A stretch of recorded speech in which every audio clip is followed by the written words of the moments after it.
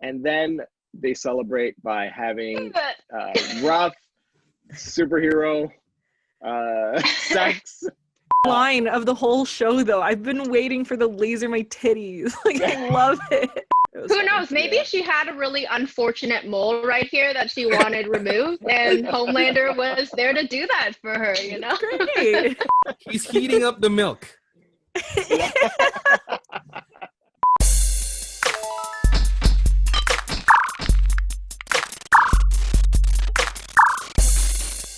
Welcome everyone to Lunchbox TV's review of The Boys episode 5. We gotta go now.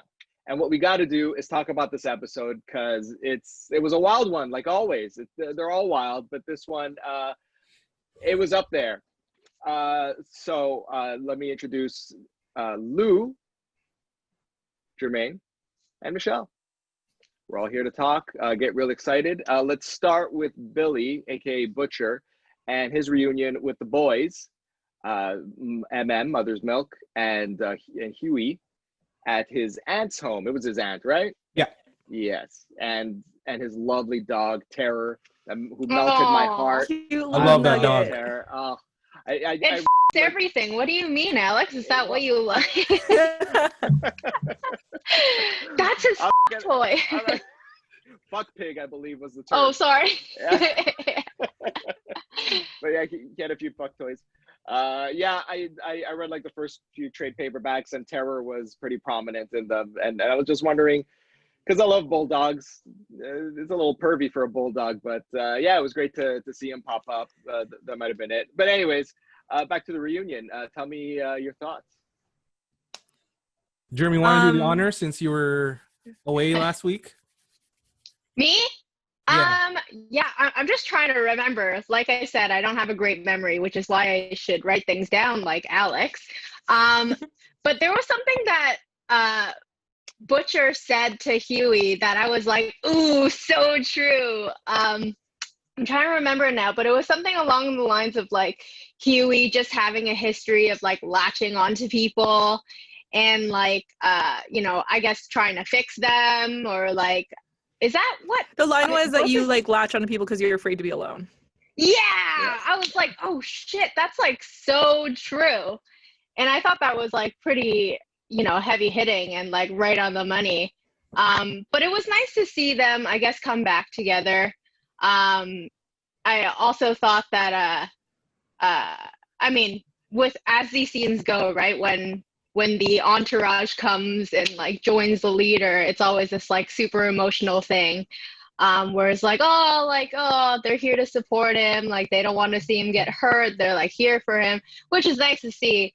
But I at that point, if I were Butcher, I would have done the same exact thing, like the love of my life, sending me away, doesn't want to run away with me. Like I would be like, yeah, I'm done. Like, I will gladly give my life up so you guys can escape. Those are my thoughts.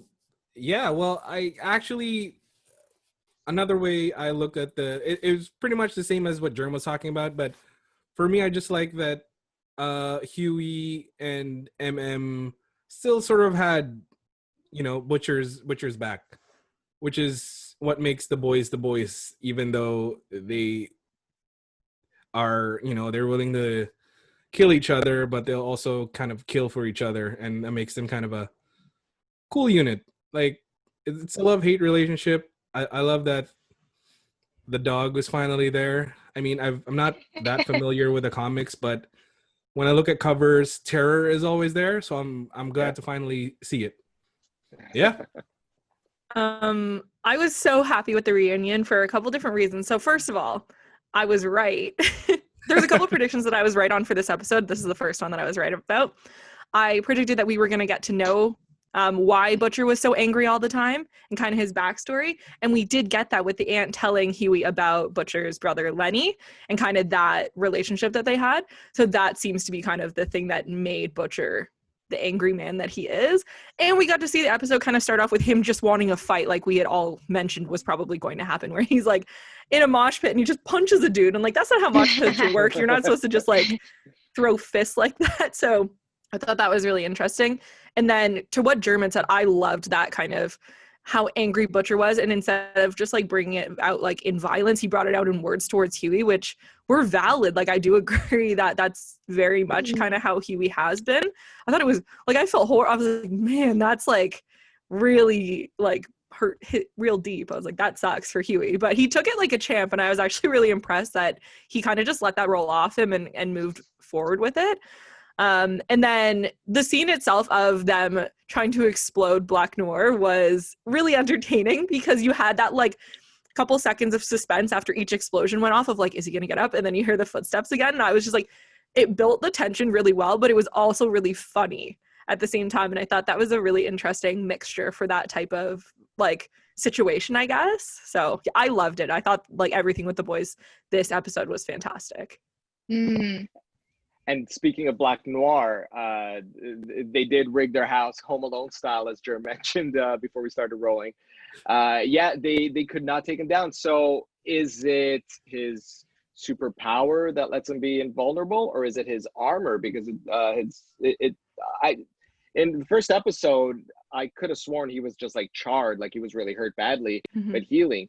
But now in this episode, it shows like his armor just took the brunt of everything, of all the blasts. So I mean, that's sort of like nerd talk, like what tier of superpower level is he at? But it's a little bit of both, actually.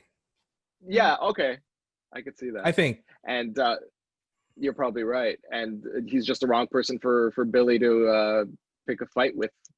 What did you guys think of that whole resolution?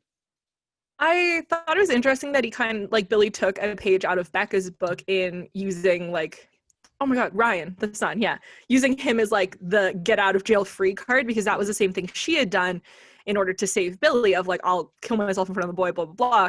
So it's all like really revolving around him and how important Ryan is to Vought. And I thought that was a very like risky move for him to make, but I thought it made a lot of sense for like what was going on and why he would make that move.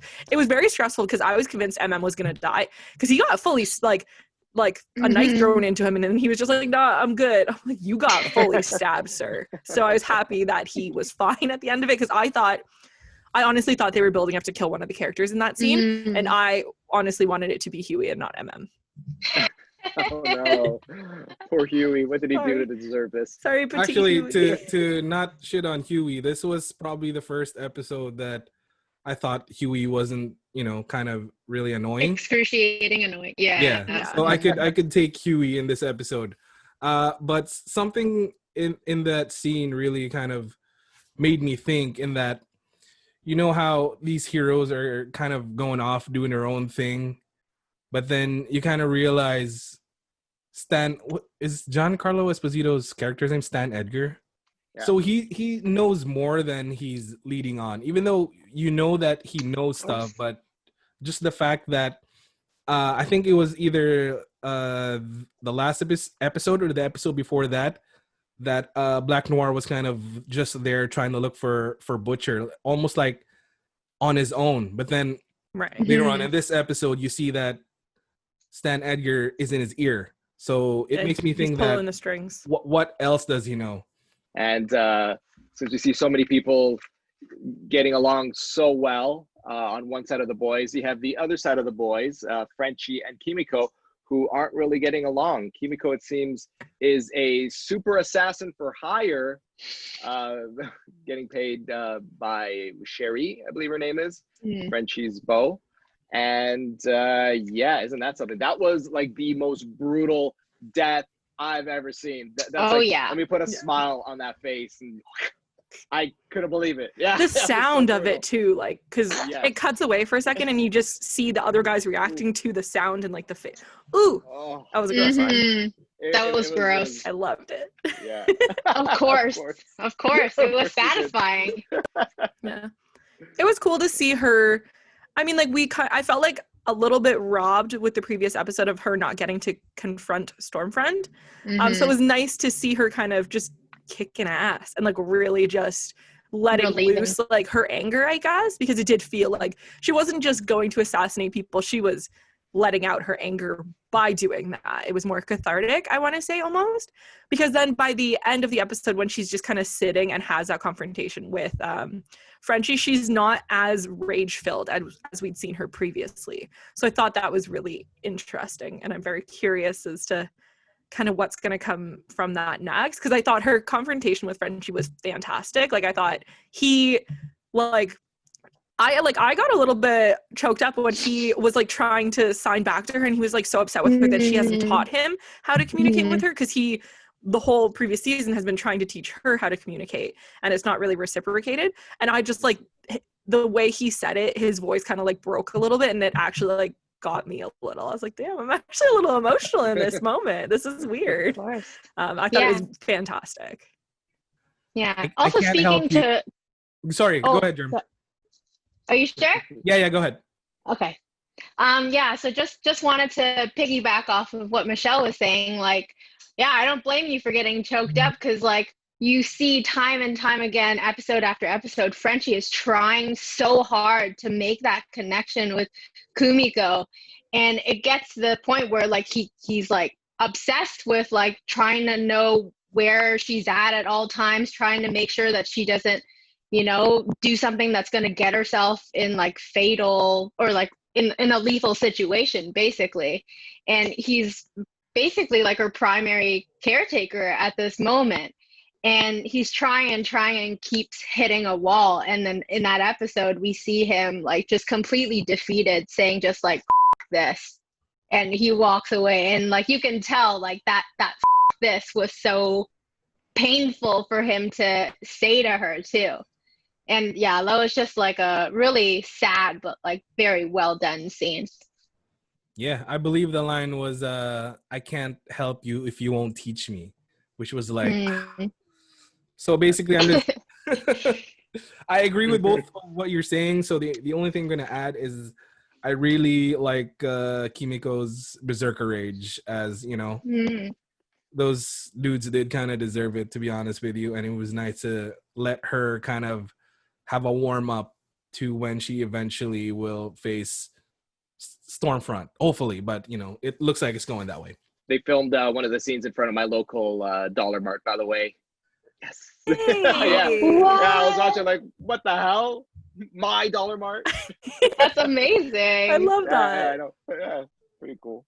Let's take a lunchbox visit to that Dollar Mart. Yeah. Hey, you guys, Dollar Mart. It just makes me think how like scummy my area must be if, you know, kind of like seedy underworld happens over there. But hey, I'll take it. I don't mind. Now, switching gears from the boys to the 7. It seems like none of them are getting along except for 2, but we'll get back to that pair later. Let's start with Starlight and Stormfront. They're bumping heads. Stormfront's bringing Starlight's mama into this. Can't bring her mama. No. Goodness. Let me know what you guys think. Yeah, please tell me. I can only imagine myself as Starlight right now, and I don't know how she doesn't pee her pants every 5 seconds. Like, she's in such an awful position, even like especially now that, you know, Stormfront has made it clear that I know that you're the one who leaked the information. And also with her budding relationship now with someone we will talk about at the end of this discussion, I don't know what's going to happen to her. And it's terrifying because she has nothing, not really, on Stormfront other than the fact that she knows that she's Liberty. But we don't know how useful it even is that she has that information, because there's no hints yet on what she's going to do with that info. I like that Starlight is trying. Like you said, she's got some big nuts on her to just keep trying, even though she's on the inside, meaning if she screws up one time, everything's gonna go fall down on her. But yeah, props to Annie. She's trying to get it done from the inside. I think she's taking a really stupid and naive approach. Because she pretty much, like, correct me if I'm remembering this wrong, because, like, maybe I was not paying the most attention. She told Stormfront they know that she's Liberty. Mm-hmm. So she, like, completely played their cards in that moment. And I felt like that was not the choice. Like, you have this one piece of information that you don't even know the significance of it yet. So to try to throw it out in that moment, hoping it's going to land and hoping it's going to do something, I think was really stupid. Because now Stormfront knows they know. So depending on like what that information means, she can really start to like protect herself from whatever that implication is that we don't even know at this point, right? So I just was like, God, you're trying so hard, Starlight, but you're still so stupid and naive, and you piss me off, but like I love you because you're trying, but my God, I'm angry. So I thought that was interesting. And then I also was actually so nervous and relieved when Homelander walked in on that moment, because I was like, either he's going to make it 100 times worse, or Stormfront's going to try to keep him in the dark of what's happening there. And thankfully that was the approach she took, because otherwise she could have just fucking killed Starlight, just ripped her head off, and Homelander would have been like, cool, like he would have rolled with it. So that was a nervous moment, whereas like what is actually going to happen, and luckily Starlight lives to be silly another day. So it also didn't look like that she was really all that phased that Starlight knew that she was Liberty, which is very disconcerting. Well, that's what I was thinking, the exact same thing. She was unfazed, which makes me think that maybe she has it wrong. And like my prediction is right, that that's not actually Liberty, but like maybe Liberty's daughter or something. It's like Stormfront was like, oh, sure, she just played with it. Because if like something that major and somebody knew, I would think Stormfront would have done something about it. Yeah. In my opinion. Yeah. So I think it is worth, like, I was thinking of your prediction, Alex, when the scene with Starlight's mom was happening, because Stormfront was talking about her own mother. And she kind of alluded to the fact that they didn't have a great relationship, mentioned her by name as Adele. And then later on, that kind of came into play because that was her password. So I was like, okay, who is this mom? And why are we suddenly being introduced to her as the important figure for Stormfront? Because she's her password on her computer. So I was thinking about you, and I was like, okay, that could be, there's something there that I think we're going to see more of, and is going to get more exploration for sure. To add to Alex's prediction, there was one tiny scene that maybe it could have been Liberty, because there was a small scene with her and A-Train. A-Train? Where she was taking like little racist jabs at him. I don't know if you noticed, but she was talking about the church. I noticed. I noticed. That was my prediction.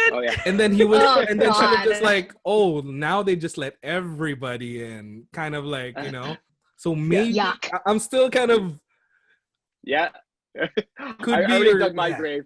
You know where I stand. and another layer to Stormfront's mystery is the phone call conversation she had with Lamplighter, who, well, as we know, is Sean Ashmore. Iceman. Yeah, that's it. And Iceman, that's it. And that conversation, we sort of got the tail end of it.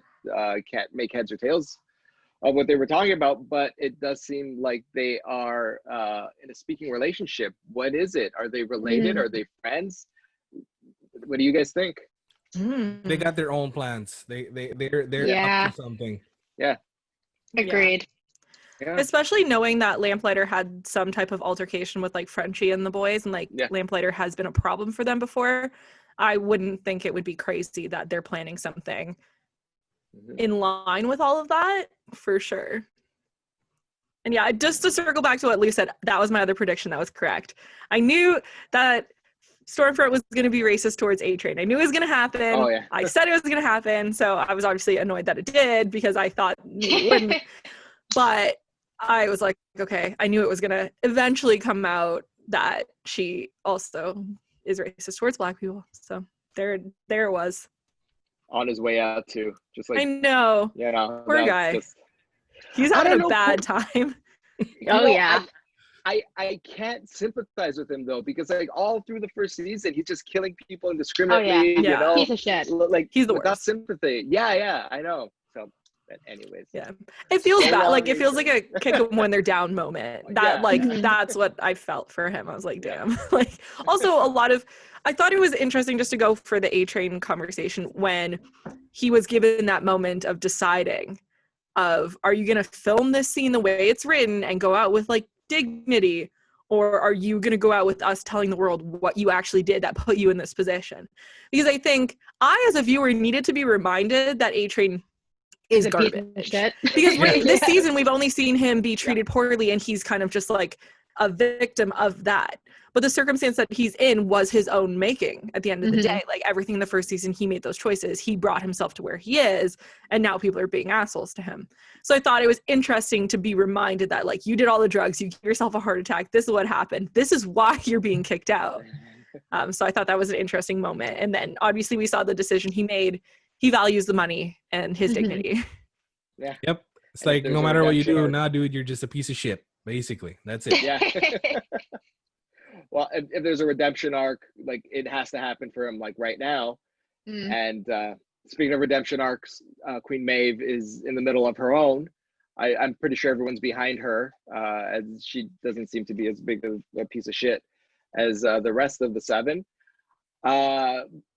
However, she is a victim of that whole team. Elena and her, they split because Elena doesn't want to be part of that whole spotlight.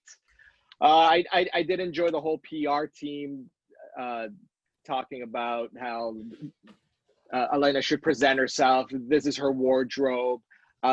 Queen Maeve, this is how you should present herself. Like how the American public, the only way that will take a gay couple is like this. And they Oh reference God, Ellen and Portia. Yeah, I that cannot. it made me furious, but also, like, I agreed with this. Like, wait, that's all true. That's the only Of way course. the American people are taking, they take their gay couples, like, with specific gender roles. Gender roles. Oh, gross. Yeah, Ugh. yeah, I know. Like, yeah. So, tell me, Michelle, please. Yeah. Take the floor. Everything you're saying, like, I was disgusted, but also like, yeah, that is like a conversation that would happen. Like, unfortunately, I had the original, like, when I had seen the scene where Homelander outed Maeve as a gay superhero. I thought that was an interesting choice of language. And I was like, okay, called her gay. Then they're like, yeah, she's gay. She's a lesbian. Da da da da. And we know that she's bisexual. Like, we've known that for a while. So I thought that was an interesting moment for them to really, like, be like, no, that's confusing for the audience. And that is, like, such a thing in the LGBT community of bi erasure. Like, people can't be understood unless they're one or the other, apparently. So I thought that was, like, a really unfortunate nod to the reality of being bisexual, like, in current times and just in general. And it infuriated me. But I also, like, I feel so bad for Maeve in this moment, especially when Elena walks out and Maeve is like, Maeve doesn't know how to communicate to her that, like, as shitty as this is, at least you're going to be alive if we do this. Because she believes full and well, and, like, I think with good reason, that Homelander will kill both of them if they don't go along with whatever sick game he's playing. So it was really, like, it was upsetting to kind of see Maeve try to convince Elena without being able to say, like, the full scope of what could happen if they don't go along with it. So it makes me nervous, but I'm also happy that Maeve does feel like, you know what, we're going to get him, we're going to do something about it. So that, again, leads me to believe, like, she'll probably join the boys or join Starlight or do something of that nature to protect herself and her love. To be honest, I don't really think that there's anything I could add that Michelle didn't already say, right? Like, she's put in such an awful situation that you would unfortunately expect to see in Hollywood today, right? For all the people who are concerned about viewership and, like, thinking of ways to make things clear, and it's very unfortunate that, in this situation, both Elena and Maeve have to kind of, like, swallow their pride and, like, erase a part of their identity to just be what everyone wants them to be, and also for their own safety at this point, because of Homelander. So yeah, just really, really sad. And I honestly commend the show for kind of putting in these issues really well. And I know they might be ever so slightly like caricaturized, but nonetheless, important to have that in there. Mm-hmm. I agree with both of you, like, completely. And the only thing I can really add is that I like that Maeve is, for lack of a better term, following her heart, and then she's gonna protect Elena, and she's gonna try and plan something to get rid of Homelander, because then you see her go to the Deep, because he's another fallen member of the Seven, trying to get him on their side. Mm-hmm. Which, again, I don't know if anybody predicted Maeve being part of the boys, but I know that we did kind of say that A-Train and the Deep was probably gonna fight with the boys. So yeah. Mm-hmm. Yeah, Maeve does seem to have something planned with the Deep. No idea what that can be, considering she has such disdain for the Deep, and you can tell. Yeah, they met at an autograph signing. I don't know what that was about. maybe you guys have a prediction for later. We'll see. But our final talking point, probably like it was a climax in more than one way. We have a new ship. Michelle, can you tell us the name? Imagine I just messed it up. I was like, wait, what is it? It's Homefront. Yeah, Homefront. That's it. Yeah, Homelander and Stormfront. They faced up. So I suppose to start with Homelander, there's a video of him killing an innocent bystander in somewhere in Africa, and there's a big controversy. His PR team says don't say anything, and of course Homelander, being Homelander, he says something, and he daydreams about zapping everyone in the crowd with his heat vision, which was the coolest thing, like, unbelievable to see, because you don't expect someone like Superman to do that, but of course it turned out to be false. He obviously made a mistake. Everyone hates him more than ever. He's down 9 points. 9.5, almost 10. 9.5. Wow. Yeah, how could he survive that? So he goes to Stormfront for help. Stormfront gets her team of geeks to make some memes, and he's up 5 points. And then they celebrate by having rough superhero sex. Like I don't even know what you can call that. The most iconic Yeah. line of the whole show, though. I've been waiting for the laser my titties. Like, I love it. I just think it's so funny. It's exactly the context I thought it would be in, too. Like, just like a weird, sexy thing. But, like, God. It was Who funny. knows? Maybe she had a really unfortunate mole right here that she wanted removed, and Homelander was there to do that for her, Great.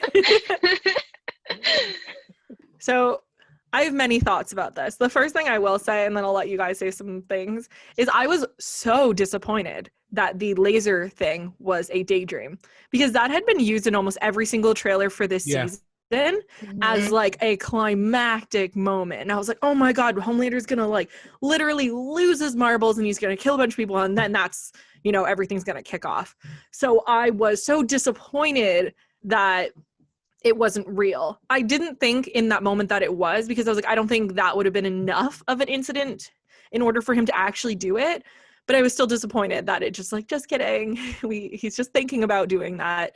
I thought that was a disappointing moment, because I wanted to see him actually get to that breaking point for real and cause that amount of carnage. So I was happy that Homelander finally found a person he could be crazy with, because their crazy now matches each other. And it's slowly through the episodes that we're like, Homelander is going nuts, he's going crazier, he's just despicable. And it's the same kind of trajectory with Stormfront, where at first we're like, oh, maybe I could back her up, she seems cool. And then you're like, oh no, she's shitty, she's just nasty. And they found each other good, because it makes you want to cheer for the boys and Kimiko to just beat the shit out of them and murder them, and that's what I'm waiting for. Ooh, yeah. Just to piggyback onto what Lou was saying, like in some really strange, twisted way, in the darkest recesses of your heart, you're kind of happy for them. Yeah. Just ever so slightly that they found each other, right? Because now Homelander can have all the crazy sex that he wants, and he won't break his partner in half. And there's no milk. Did anyone else notice there's no milk this episode? Holy shit. Unless we We're gonna didn't have see to end him this just episode with heating up like the a titties. Yeah. He's heating up the milk. Damn you, Lou. Oh god. That is Oh. so true. Good one. Good one. Yeah, we're gonna have to change our thumbnail to us just doing Yeah. this. These are my titties. Oh, dear. I'm happy for them being together only from the sense of now there's one bad.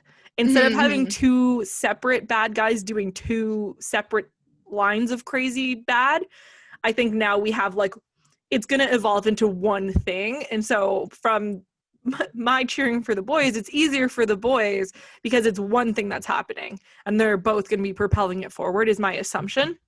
I don't think Stormfront feels any type of emotional way for Homelander.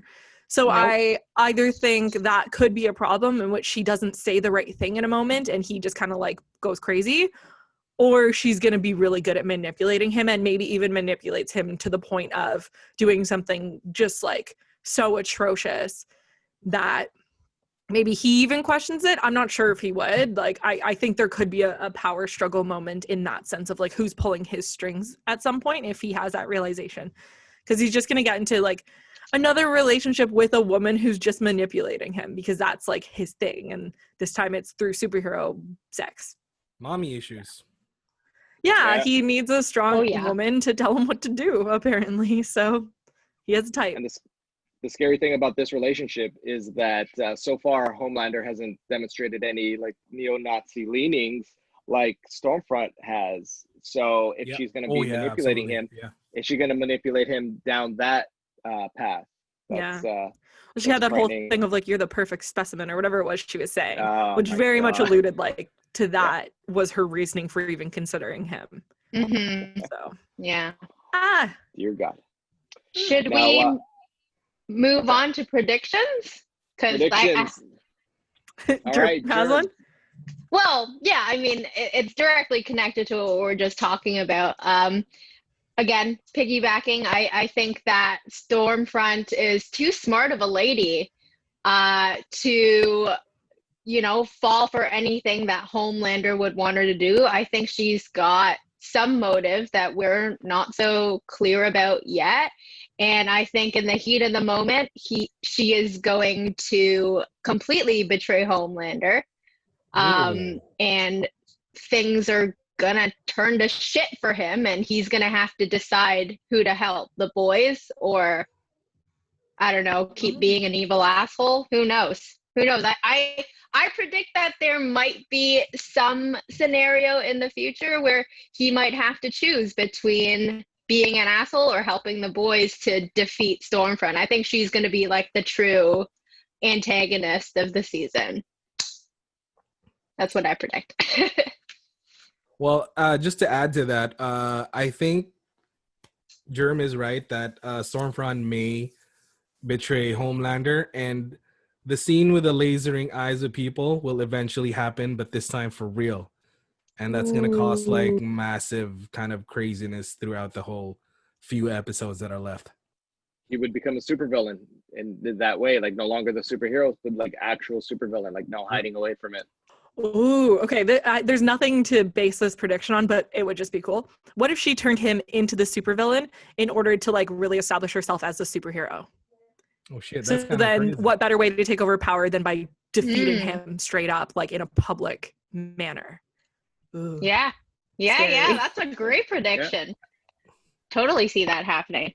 Damn. She's smart enough to do that, I think, to pull that sort of evil manipulative task, you know. You just put on spooky lights for this? Like, what happened? I think so. That was actually an accident, but for the TV magic, yes, I put that on because Perfect timing. Literally, Yes. as you're saying that, I was like, oh my God, amazing. Good use of lights. I'm gonna predict Maeve. The reason why she's with the Deep is that she is going to join the Church of the Collective and use that as a sort of shield, so that like no one can really like penetrate that. So sort of like standing behind it. So it's like you can't, like Homelander or anyone, they can't attack her personally because she's part of this religion, and maybe try to instill that into the team, splintering it in some way.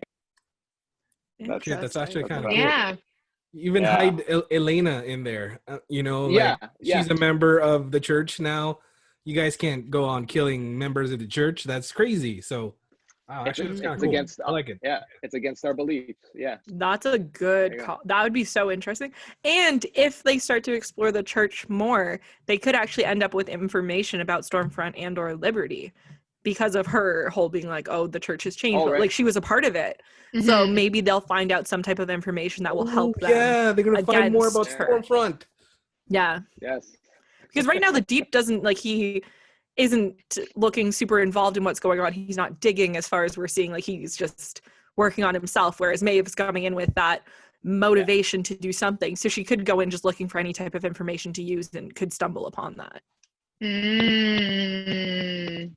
Very But- nice. Plus, the Deep's Yes. just, I don't know, just stupid. He's just a tool. He's so Very- dumb. He's he's just, just He dumb. is an idiot. Yeah. Yeah. this is the lady I'm marrying, but I thought we decided on her. He Yeah, has he's no an idiot. idea what's going on right He's now. an idiot. He's gonna come out of his hiding and be like, I'm gonna be part of the Seven. And the Seven that's gonna exist by the time he shows up is gonna be Homefront. Yeah. That's it. Yeah. Like everyone who else, like, and Black Noir, maybe Black Homefront. I don't know what that name is for the three of them, but yeah, I don't know how that he would continue with that, because no one's gonna respect him or take him seriously, regardless of any image makeover he possibly has. Well, that's it. Thank you for joining us. I'm Alex, joined by Germ, Michelle, and Lou. If you enjoyed what you saw, please hit the like button, subscribe, follow us on Instagram, Twitter, and what have you, all right there. We'll see you next time. Laser our titties. I mean, bye. It's not good with a sweater. I'm like, I just like.